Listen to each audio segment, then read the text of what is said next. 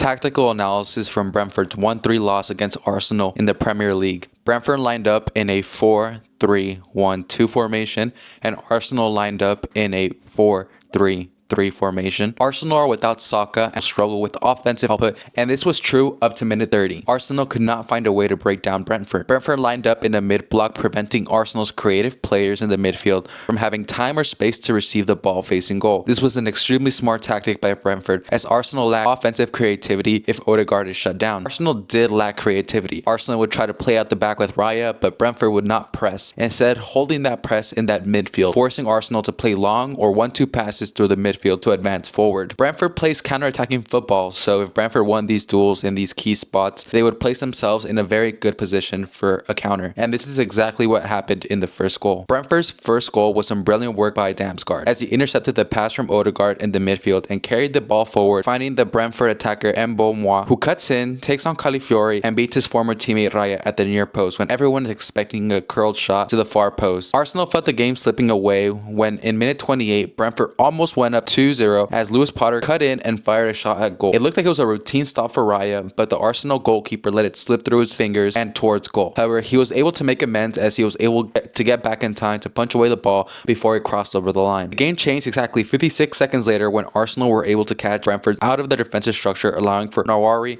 Odegaard and Jesus to connect a series of passes in the final third for the first time this game. A bad defensive clearance by Brentford's defender allowed Partey to have a strike at goal from outside the edge of the box, but Flecken was able to save it. The Brentford goalkeeper could then do nothing as Gabriel Jesus was in the right place at the right time and it was able to score on the rebound, and Arsenal were then back level. The game slowed down after the goal, with the half ending at 1-1. The second half started, and 5 minutes into the second half, Arsenal was able to score again from a set piece. Arsenal's second goal came from Nawari whipping in a corner kick, with Flecken coming out to punch the ball away. However, the Brentford goalkeeper spills it, leading to a pinball of the ball inside the box, with Jesus' efforts blocked in front of the goal, but Merino was able to slot the ball into the back of the net finally. Arsenal have now scored 9 Premier League goals from corners this season. Arsenal were then able to extend their lead 3 minutes later.